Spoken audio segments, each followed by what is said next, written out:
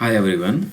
So now since we have seen how means we are mm, mm, using this web server flow, now we will be seeing how we have created that connected app for this. Okay, so let's go to that.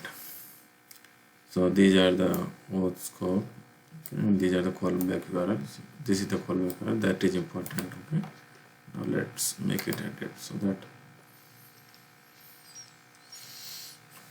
we can see it more clearly. Okay, so this is the callback URL. Callback URL is same as our this VF URL because I want the response that authorization code only on this URL. Okay, so that's why I use this callback URL. Okay. Now you need to check this auth setting for this. Okay, and now you have to select these two scope which is mandatory. Okay, API or full, that you can select full access, but I will recommend API only access because we don't want to give the full access to the integration account. Okay, so we will be just stick to the API scope so that they can third-party web application can make an API call. Okay, now this is the scope that you need to choose for the web server flow. Now this is the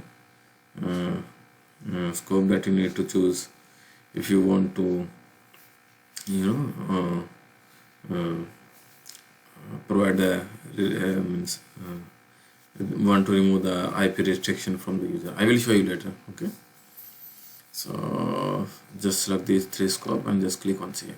Okay, and here you can select this or not. Okay, it doesn't matter, but if you select this, then Salesforce will ask you the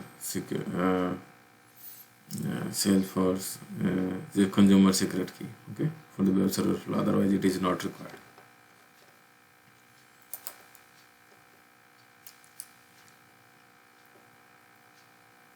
Now we click on the manage. Here we can control the setting. Okay, so these two important: permitted user and IP relaxation.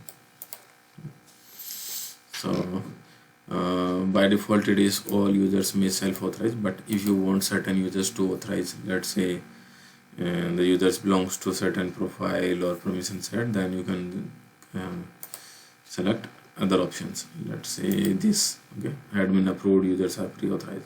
Once you select this and click on save, and what will happen in the bottom, you will see the list for permission set or profile. So just select those profile or permission set to whom you want to give access. Okay, but now as for the demo, we are just allowing all the users to make an API call. So I'm selecting this. Now these are options you are seeing. Okay, this is visible because of that third scope, that is offline access. Okay, now here I have selected this API relax API restriction, so we don't have any API restriction, anyone can make a call. Okay, and refresh token is valid until revoked.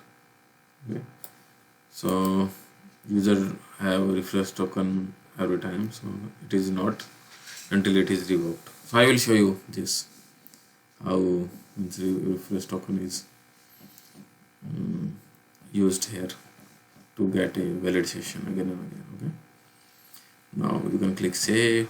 Okay, now if you see here, as I have already login, okay, so it will allow me login and give me the authorization code. I'm clicking here. See, it has given me the authorization code.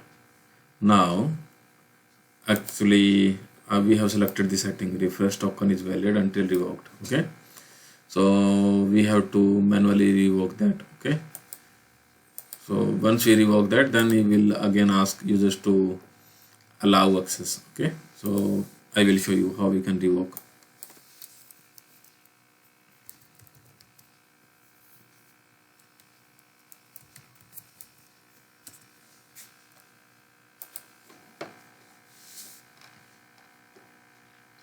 You see here for this connected app there is one user. Now we want to revoke this user access. Okay, now user access has been revoked. Now I click on this, then now it will ask me for ask me again to allow access to this user. Now I click on allow, and one more thing, so it is not asking for username and password because I am already logged in to the target org. Okay, now you see, now it is giving me authorization code because I have already logged in now. Okay, using allow access. Now if I click on this again, then it will not ask me again. Okay, because now we have to again revoke if we want to. Just a minute.